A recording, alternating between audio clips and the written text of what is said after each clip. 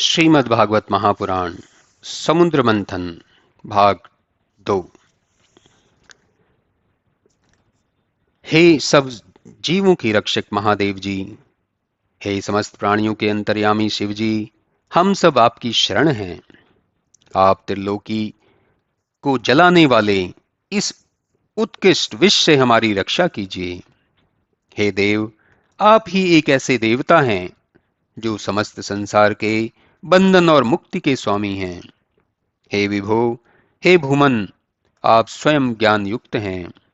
आप ही अपनी गुणमयी शक्ति से इस संसार को उत्पन्न करते, पालन करते और नाश करते हैं। आप ही ब्रह्मा विष्णु और शिव नाम से हैं। आप ही अत्यंत गूढ़ ब्रह्म हैं। आप ही सब छोटे बड़े देवता हैं और आप सब पशु आदि को उत्पन्न करने वाले हैं। आप ही अपनी शक्तियों से संसार रूप जान पड़ते हैं और इस प्रकार आप ही सब जगत के स्वामी हैं। आपने ही वेदों को उत्पन्न किया और यह तत्व प्राण इंद्रियों और द्रव्यों के कारणभूत गुण वाले अहंकार भी आप ही हैं। स्वभाव काल संकल्प तथा सत्य और ऋतु रूप धर्म भी आप ही हैं। विद्वान लोगों का कहना है यह त्रिगुणमयी समस्त प्रकृति आप ही के अधीन है। हे सर्वलोकों के उत्पादक, विद्वान लोगों का कहना है कि पृथ्वी ही आपकी चरण है और काल आपकी गति है, दिशाएं आपके कर्ण और वरुण आपकी जिह्वा हैं। आप सर्वदेव रूप हैं।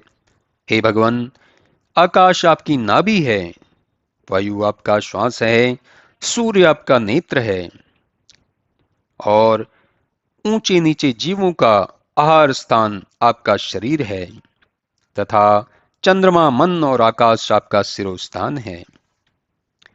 हे वेद त्रयमूर्ते, आपकी कुक्षी ही समुद्र है, पर्वत हड्डियों का समूह है, समस्त औषधियां और लताएं आपके रोम हैं, छंद आपकी साक्षात सातों धातुएं हैं और आपका हृदय ही समस्त धर्मों का केंद्र स्थान है। हे देव, आप स्वयं ही सदैव प्रकाशमान रहने वाले और सबको अपनी काया में रखने वाले हैं। सत्व रज और तम आपके तीन नेत्र हैं। आपके विचारों ने छंदोमय मेर वेद को उत्पन्न किया है। आप ही सबसे प्राचीन काल के देवर्षि हैं।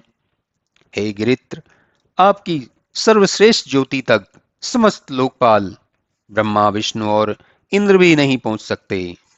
आप भेद रहित ब्रह्म हैं। आप में सत रज और तम नहीं है। हे प्रभु, आप अमित प्रभावशाली हैं। आपका यह रचा हुआ संसार अंत में आपकी चिंगारी की ही लपट से भस्म हो जाता है।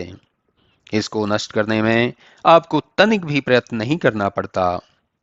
तब यदि आप चाहें तो इस उत्कट विष का नाश करना आपके लिए कुछ भी असंभव नहीं है। आप सदैव ही अपने आत्मानुभव से मग्न रहने वाले हैं। बड़े बड़े गुरु भी आपके रूपों का ध्यान करते हैं। आप सदैव ही अपनी तपस्या में निमग्न रहते हैं।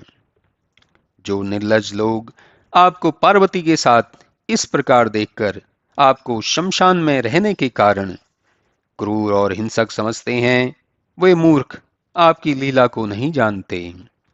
आप सत और असत दोनों से ही परे हैं। आपके वास्तविक रूप को ब्रह्मा आदि भी नहीं जान सकते। फिर वे आपकी यथार्थ स्तुति ही क्या करेंगे। फिर हम लोग तो ब्रह्म से कितनी ही पीढ़ी नीचे हैं, फिर भी हम अपनी शक्ति भर आपकी स्तुति करते हैं। हे प्रभु, हमें यह पूर्ण निश्चय है कि हम लोग आपसे बाहर नहीं हैं। श्री सुखदेव जी कहते हैं, हे राजा परीक्षित, जब इस प्रकार से प्रजापतियों ने अपना दुख प्रकट कर भगवान आशुतोष की स्तुति की, तब प्रजाओं के उस दुख को देखकर भगवान शिव की कृपा से अत्यंत पीड़ित हो अपने प्रिय सती से बोले, हे भवानी, बड़े खेद की बात है कि क्षीर समुद्र के मतने से जो विष निकला है, इससे प्रजाजनों का नाश हो रहा है।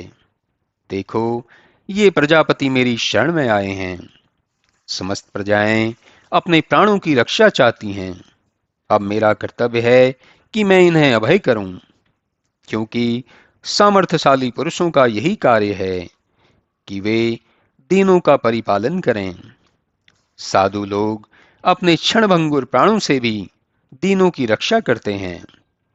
जो पुरुष इस प्रकार की दया से युक्त होता है, उस पर भगवान विष्णु बहुत प्रसन्न होते हैं, और विष्णु भगवान की प्रसन्नता ही मेरी प्रसन्नता है।